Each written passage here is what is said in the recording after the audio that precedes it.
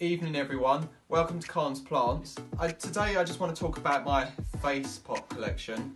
I've had so many messages saying like you should do a video or an update on your whole collection. Here's like not even half of it. I've got loads more but they're all in storage to when I get my own place. But today I'm just going to focus primarily on these Facepots, which are actually a brand called, which I got it here, Dome Potters. And I'll just show you. You can see it, Dome Potters, and they are made in Vietnam. And it's just a really cool, nature-inspired, handmade face pots.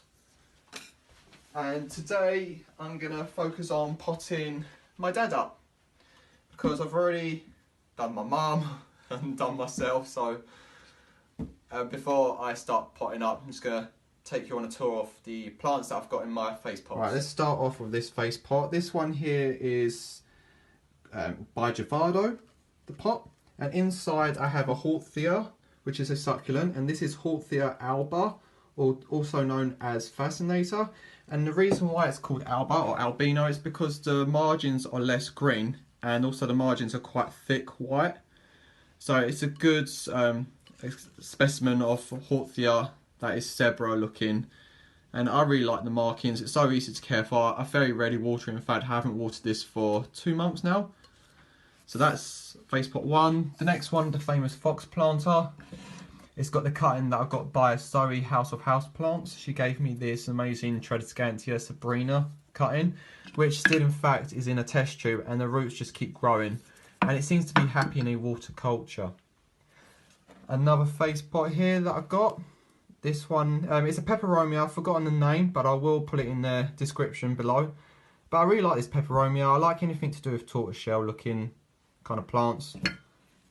Another one here, and forgive me if I pronounce it wrong, but this is Crassula lycopodiidus. And I really like this purely because of the crazy hairdos. It just does its own thing. It's very architectural as well. Another one here, this one's called JJ. And it's got a Sigonium growing in there. Let's take you on to the planters that I'll be doing here.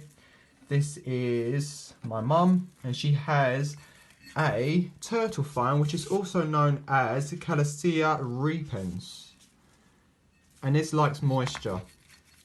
And here, which is my favourite, I've got this one from China, and it's just nearly ready to bloom. It's called Paphlopedilum armenicum, also commonly known as golden boy, and it has the tiniest little leaves with really cool markings on them, with massive flower. I mean, look at it. And this is a slipper orchid, but it's more of a pouch variety, so I'm looking forward to see that open, and I will do an update on Instagram with that one. Right, before I actually get started, I just want to show you the differences between the two Crassula lycopodiidus. I've got a green variety and a really cool pink variety. Now these are just great plants. I never knew it came in pink. I actually said to my manager, I think it's got a bit sunburnt, but it's actually a pink variety, which is really cool. And I'm just going to let it grow spindly, like a Medusae kind of hair. But together they look really cool, the contrasting effects. Right, let's get started with the potting.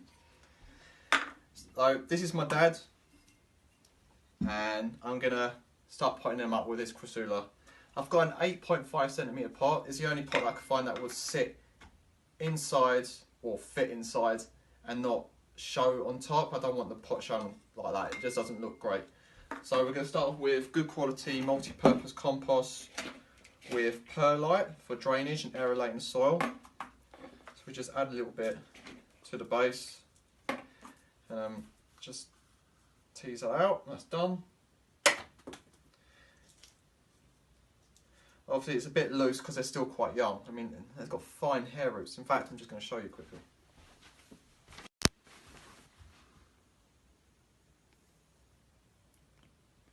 Can you see there? The fine hairs. Pretty cool. Don't know if you can see them up the top there. Just place them on their own geo shelf.